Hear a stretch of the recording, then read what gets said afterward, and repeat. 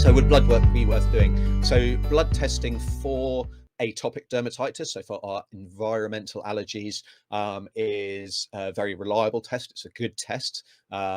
So yes, if we're wanting to find out exactly what your dog is allergic to in the environment, then yes, fantastic. We can absolutely rely on that blood test. There are blood tests for food allergies, in my opinion, and the evidence shows that they are not very good. Some are slightly better than others, but by and large, they are not very good. And that's where conducting a food trial, which I discussed more, again, it was either yesterday or the day before, about the kind of ins and outs of conducting a food trial for. Equally, saliva testing, hair testing of environmental or food allergies is completely useless. Don't waste your money. That's the bottom line there.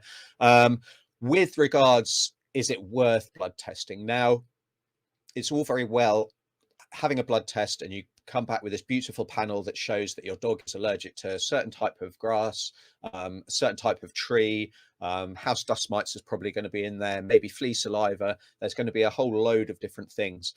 In the vast majority of cases, you're not going to be able to eliminate those completely from the environment.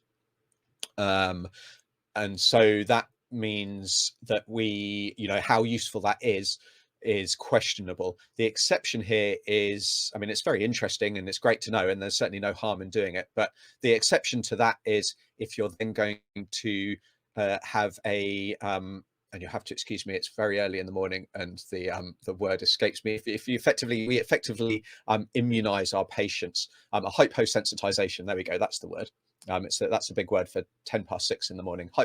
We do a hyposensitization program where we effectively vaccinate our dogs. Now that can be by injection, it can be oral drops, and that's the only way we can cure a dog of their environmental allergies. About, I believe it's 70% of dogs will respond well to that with a good response.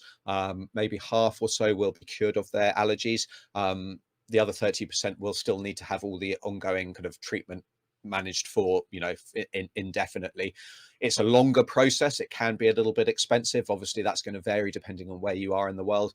But I think that's certainly something, if you're keen on doing that, if we are sure that your dog does have environmental allergies, then that could be a really valuable treatment path to curing your dog of their problem. One of the most common allergies in dog food is milk and other dairy products. If your dog has an intolerance or is given too much milk, it can have serious effects. In this next video, Dr. Alex Avery will share some tips on how to treat dairy allergy in dogs.